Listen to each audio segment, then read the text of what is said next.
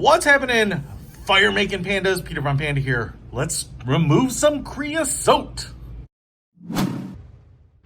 I've got some wood burning stoves in my house, and I've shown you whether you have that or regular fireplaces, whatever. It's really important to make sure that you're taking care of the creosote, trying to get rid of that as much as possible. Cleaning your chimney is even better. But I've shown you some creosote chimney sweeping logs on the channel before, and I try to use those as much as possible. But I found this, it's by Rutland, and it's a creosote remover kind of tablet, and you just toss it into a hot fire. And actually what it says here is onto a hot bed of coals and burn for at least 30 minutes. So you really want to get your fire going, and then kind of along the tail end, when you get to kind of those logs, creating a hot bed of coals, after it's kind of, you have that roaring fire, throw this sucker in. Now, what's interesting, it says is toss the entire tube. And my kind of initial thought was, oh, I'll take the box and toss it in. But that's not what it is. You actually have 3 tubes here. I just want to show it to you before we test it out. So you get 3 of these little tubes here, and you get, I'm assuming it's kind of like a paper tube here. It's kind of like a half a toilet paper roll is what it looks like to me.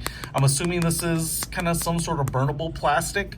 You can see it's clear here, and I mean, it seems like plastic, but I'm assuming it's burnable. And then you can see all of the material in there. It looks just like sand, but obviously some sort of chemical to remove creosote from your chimney. And so what you want to do is, you know, as these chemicals release, you know, they kind of impregnate all that you know, buildup of carbon and creosote on the inside of your chimney, that it kind of heat soaks it as you do more fires and burn it off, and you get that draft up.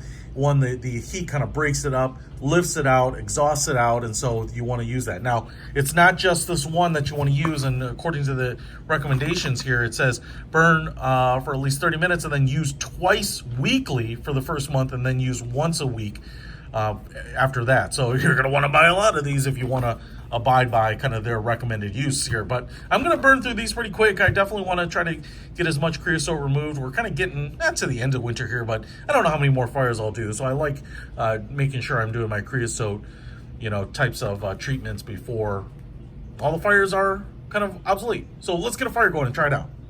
All right, so I've had the fire going here for a while, and I've got a pretty nice hot glowing bed of coals here. So I'm just gonna go ahead and toss in one of these Rutland creosote remover tubes here and just kind of let it burn.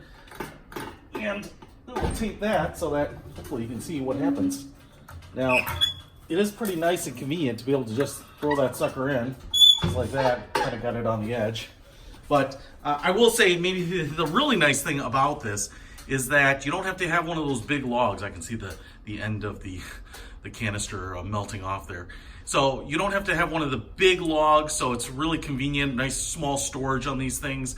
And you know, you're able to kind of just throw one of these in when you have a fire, as opposed to kind of fitting one in and kind of thinking about it. So you can have quite a few of these if you want to do the treatments kind of bi-weekly or bi-monthly as they recommend. So check it out. I'll put a link to it in the description. Peter from Panda, out.